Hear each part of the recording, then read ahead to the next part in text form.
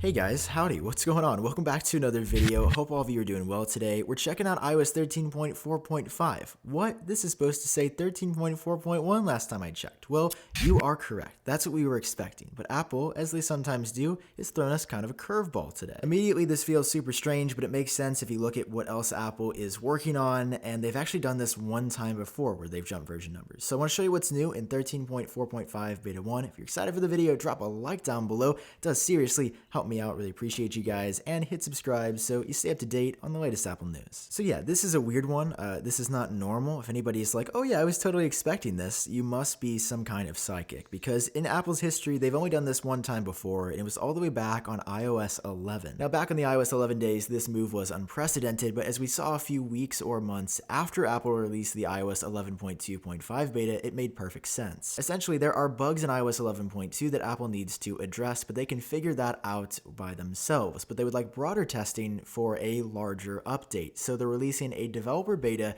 for a future version of iOS that we absolutely know is coming. When this releases, it will be known as iOS 13.4.5. Really, this only happens whenever there are immediate bugs that need fixing, but Apple wants to test additional, more complex features for the future. So that's how we ended up with today's iOS 13.4.5 beta. For me, though, perhaps most surprising is the fact that Apple has actually included some new stuff in this update. We were not expecting that at all, as this could very well be the last iOS 13 update ever prior to the public release of iOS 14. So jumping over to the music app, you can actually share songs to Instagram stories now. Now, normally when you tap on this and then scroll down a little bit and then tap on share, you get your recommended contacts up above, followed below by common things to share. So airdrop it, message, mail. But if you keep scrolling over and you have Instagram installed, you're going to notice that that's a new option that just wasn't there before. When you tap on it, it goes ahead and gives you a pop-up that says creating story and automatically redirects you to Instagram. Now, when you scroll out, or I should say zoom out rather, you can see this brand new interface that allows you to directly share with an embedded link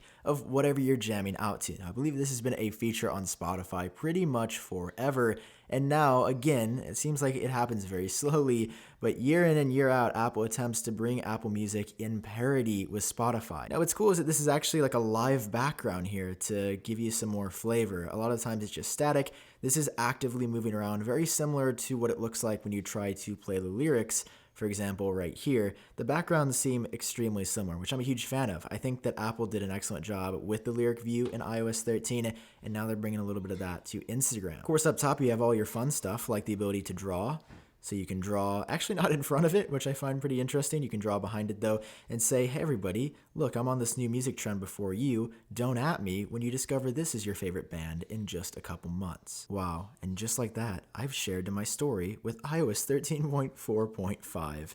An update we didn't even think was going to exist. We actually first learned of this change over on Twitter from an engineer at Apple who shared some other release notes that Apple themselves didn't publish for some reason, saying that right now the active link to play on Apple Music, that button inside of Instagram stories, is not showing up currently, along with the fact that your music might pause when you share. That will be corrected in the future as well. But the implementation so far is actually really good, and again, I think the design here, I think it's A1. That's not all though, as 9to5 Mac, per usual, has done some digging and found some other exciting things inside of the iOS 13.4.5 code. In case there was any doubt that Apple is working on a new lower cost iPhone with Touch ID, there is reference in here to that it's going to support an Express card and car key support, which Apple added a string in this update, says will not apply to all iPhones. Car key, of course, being the feature that will allow you to unlock certain car models with your phone, completely alleviating the pain point of owning a key or carrying that with you all the time. Very similar to what Tesla has been doing for years. Some more good news for a future iPhone model. Still not exactly sure when this thing is going to be coming, but the iPhone 9,